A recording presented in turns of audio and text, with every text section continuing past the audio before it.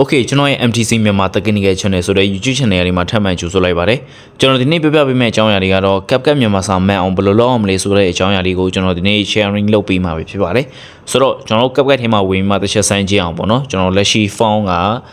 မြန်မာစာမမှန်တယ်ဘူးပေါ့နော် Unicode မှာမြန်မာစာမမှန်တယ်ဘူးဒီတိုင်းရေးမယ်ဆိုရင်တော့မှန်တယ်ဒါပေမဲ့ video ထဲမှာမမှန်ဘူးအဲ့လိုဖြစ်နေတာပေါ့နော်ဆိုတော့ဒီရဲ့ video ထဲမှာရောမှန်အောင်ဘယ်လိုလုပ်မလဲဆိုတဲ့အကြောင်းအရာလေးကိုကျွန်တော်ဒီနေ့ပြပြပေးမှာပေါ့နော်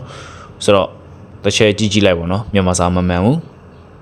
Okay ဆိုတော့မြန်မာစာမှန်အောင်ကျွန်တော်တို့အနေနဲ့ Play Store ထဲမှာဝင်ပြီးမှ software လေးကို download ဆွဲပေးမယ်ပေါ့နော် software တွေကကျွန်တော် search bar ကိုတစ်ချက်နှိပ်ပြီးတော့ရင် Zfont 3ဆိုမှရိုက်ရှာမယ်ပေါ့နော်ဆိုတော့အစိမ်းအောင် software လေးကြာလာမှာပဲဖြစ်ပါတယ်ဆိုတော့ဒီရဲ့ software လေးကိုကျွန်တော်တို့ download ဆွဲပြရမှာပဲဖြစ်ပါတယ်ဆိုတော့ကျွန်တော်နည်းနည်းလေးအစိမ်းကြော်လိုက်မယ်ပေါ့နော် Okay ဆိုတော့ install ဆွဲပြီးရပြီပေါ့နော် install ဆွဲပြီးတော့ပြီဖြစ်တဲ့ကြောင့်မလို့ကျွန်တော်ဒီရဲ့ software ပေါ်မှာပေါ့ကျွန်တော်တို့တစ်ချက်ကြည့်အောင်ပေါ်တယ်ဗောနော်ပေါ်ပြီဆိုရင်ကျွန်တော်တို့ဒီအထဲကိုဝင်မယ်ပြင်ပြီးမှ download ဆွဲပြီးမယ်ဗောနော်ကျွန်တော်တို့လိုအပ်တဲ့ font လေး Okay သူပေးတောင်းတဲ့ permission တွေအကုန်လုံးကျွန်တော်တို့ပေးလိုက်မယ်ဗောနော် Okay အလောင်းပေးလိုက်မယ်ဗောနော်line မကောင်းဖြစ်နေရဗောနော် line မကောင်းဖြစ်နေရဆိုတော့ကျွန်တော်ခဏနေတစ်ချက်ပြန်ပြီးမှဆန်ကြည့်မယ်ဗောနော် Okay ဆိုတော့10မိနစ်15မိနစ်လောက်တော့စောင့်ပြီးတော့ရဗောနော်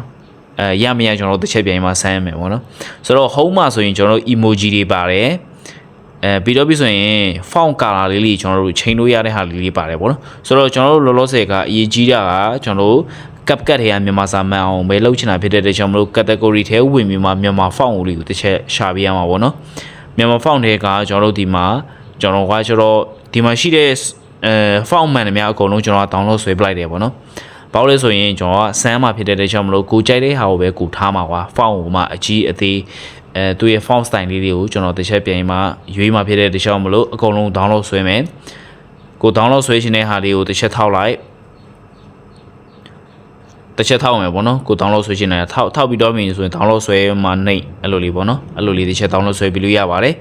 အကုန်လုံး download ဆွဲပြီးတော့ဖြစ်တဲ့ကြောင့်မလို့ကျွန်တော်က CapCut ထဲကိုတစ်ချက်ပြန်ဝင်မယ်ဝင်ပြီးတော့ပြီဆိုရင်ခဏအတိုင်းပဲကျွန်တော်တို့စာလေးကိုတစ်ချက်ရေးပြမယ်ပေါ့နော်ရေးကြည့်မယ်ပေါ့နော်နေကောင်းလားတစ်ချက်ရေးကြည့်လိုက်မယ်ပေါ့နော် Okay ဆိုတော့ဒီထဲမှာခဏတော့ကအတိုင်းပဲရေးတာတော့မှန်တယ်ဒါပေမဲ့ဗီဒီယိုထဲမှာတော့မားနေသေးရပေါ့နော်မားနေသေးတာဖြစ်တဲ့တခြားမလို့ကျွန်တော်တို့အနေနဲ့တစ်ချက်တို့ slam မှတ်ပြီးတော့ပြီဆိုရင်ကျွန်တော်တို့အနေနဲ့ style ဆိုမှရှိရပေါ့နော် Okay ခဏဖုန်းလာတော့လို့ပေါ့နော်ဆိုတော့ကျွန်တော်တို့ style ထဲကိုဝင်ရမှာပေါ့နော် style ထဲကိုဝင်မယ်ဝင်ပြီးတော့ပြီဆိုရင်ဒီရဲ့ font ကိုရွေးပြီးတော့ပြီဆိုရင်သူကအများကြီးရှိရပေါ့နော် font ထဲမှာသူရဲ့ style တွေကကျွန်တော်ကလက်ရှိက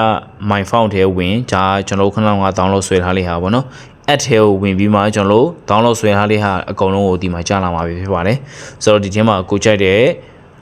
မြန်မာ font လေးတွေယူလို့ရတယ်ပေါ့နော်ဆိုတော့တစ်ခုနှစ်ခုချင်းစီလဲစမ်းကြည့်လို့ရတယ်ဒါပေမဲ့ကျွန်တော်ကအဲ့လိုစမ်းရမှာနည်းနည်းရှုပ်တာဖြစ်တဲ့အတွက်ကြောင့်မလို့ရှင်းမြ font တွေကိုကျွန်တော်ကြိုက်တဲ့ font တွေကိုကျွန်တော် download ဆွဲလိုက်တယ်ဆွဲပြီးမှဒီမှာကျွန်တော်စမ်းကြည့်ရပေါ့နော်ရတဲ့ဟာဆိုရင်ယူမယ်မရတဲ့ဟာဆိုရင်ဒီရဲ့ဖိထားရင်မှာ slam မှတ်လိုက်မယ်မလိုတဲ့ဟာကိုကျွန်တော် delete လုပ်လိုက်မယ်အဲ့လိုပုံစံလေးပေါ့နော်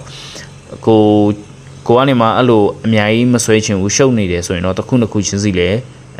ဆိုင်မှာလုပ်ကြည့်လို့ရတယ်ပေါ့နော်ကျွန်တော်ဒီခုလုပ်တဲ့ဟာလေးကအလုံးအတွက်အကျိုးရှိမယ်လို့ယူဆပါတယ်ဆိုတော့တခြားသိချင်တဲ့အကြောင်းအရာလေးများရှိတယ်ဆိုရင်လည်းကျွန်တော် YouTube channel မှာလိုက်ကြည့်လို့ရတယ်လို့လိုအပ်တာရှိရင်လည်းကျွန်တော် comment မှာရေးပြလို့ရပါတယ်